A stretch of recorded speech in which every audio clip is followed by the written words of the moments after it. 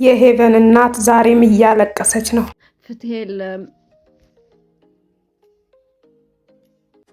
ለማን እንደምናገር ግራ ገብቶኛል። በጣም ግራ ገብቶኛል።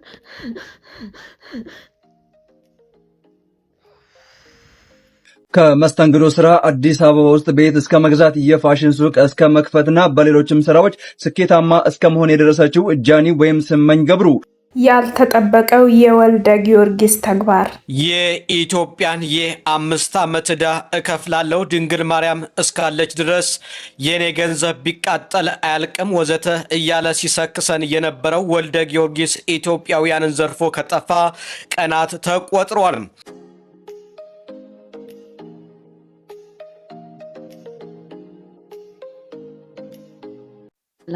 አበቄለሽ ነኝ።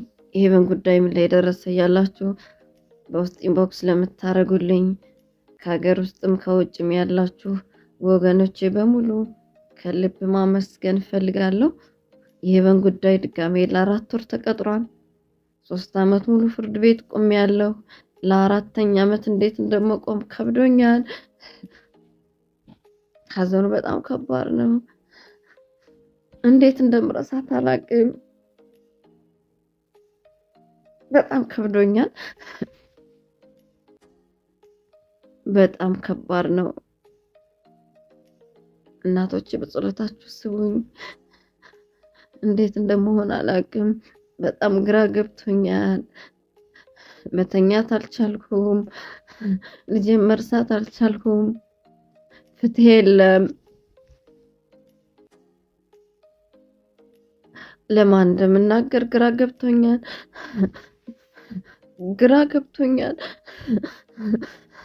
በጣም ግራ ገብቶኛል።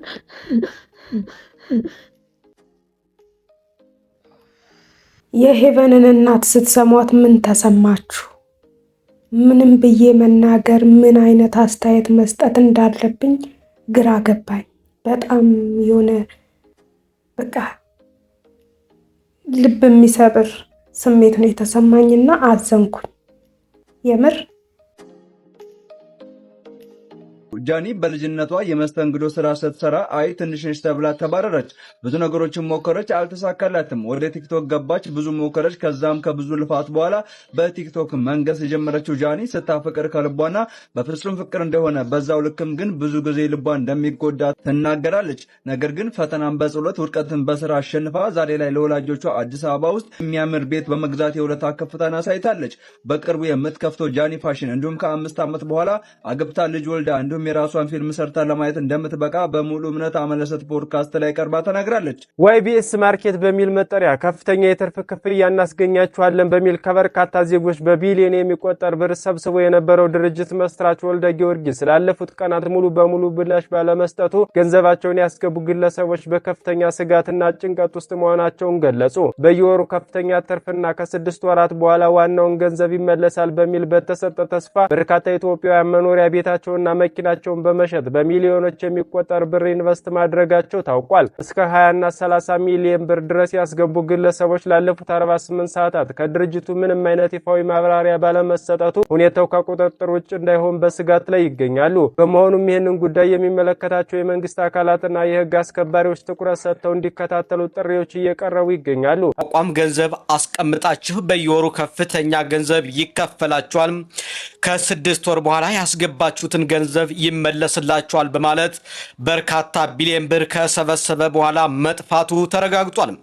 በተለይ አዲስ አበባ ውስጥ ቤትና መኪናቸውን እየሸጡ በሚሊዮን የሚቆጠር ብር ገቢ ያደረጉ በርካታ ሰዎች በዚህ ሰዓት እያለቀሱ መሆኑ ይታወቃል።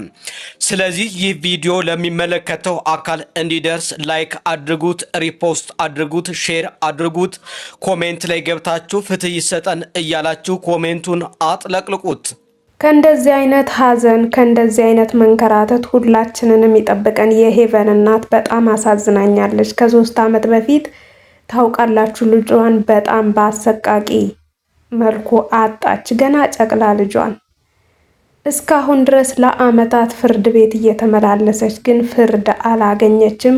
አሁንም ቀጠሮ ላይ ነች እና ባያችሁት መልኩ ግራ ግብት ብሏት ምን ላድርግ፣ ከማን ጋር ላውራ፣ ምን ልሁን፣ ሀዘኑን አልቻልኩትም ብላ አሁንም ዛሬም እያለቀሰች ነው።